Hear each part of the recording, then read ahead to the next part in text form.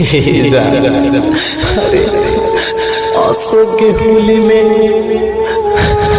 सभी के अपना जान के गाल में अबीर रंग गुलाल लगाए, लेकिन हम कहाँ जान अरे होली में ताहा बहुत याद आवत रे पगली दादा।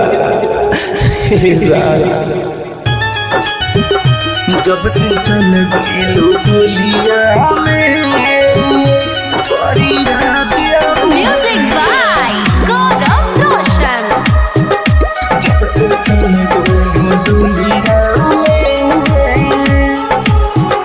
जब से चल गइलो डोलिया में बड़ी याद आवे होलिया में। जब से चल गइलो डोलिया में बड़ी याद आवे होलिया में। लगावे खातिर लगावे जान, अब जाई के करा गलिया में। लगावे खातिर लगावे जान, अब जाई के करा गलिया में। जब से चल गइलो डोलिया में बड़ी याद आवे होलिया में। जब से चल गइलो डोलिया में,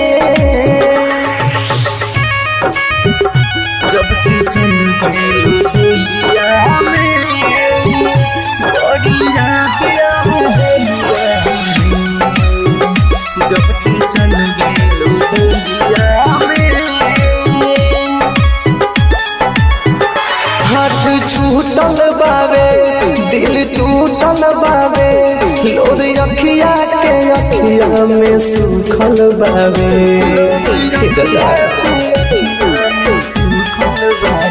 हाथ छूटल बावे दिल टूटल बावे, लोर अखिया के अखिया में सुखल बावे।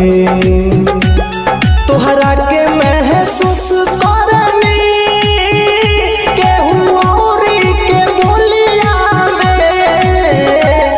तोहरा के महसूस करनी केहू औरी के बोलिया में। जब से चल गइलो डोलिया में बड़ी याद आवे होलिया में। जब से चल गइलो डोलिया में,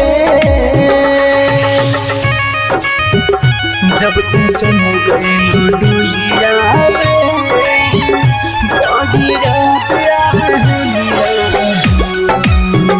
जब से चल गइलो डोलिया में, दिहलू पर कस के गम दिल पे गहरा जखम। तोहरा चलते जियत बानी मर मर के हम।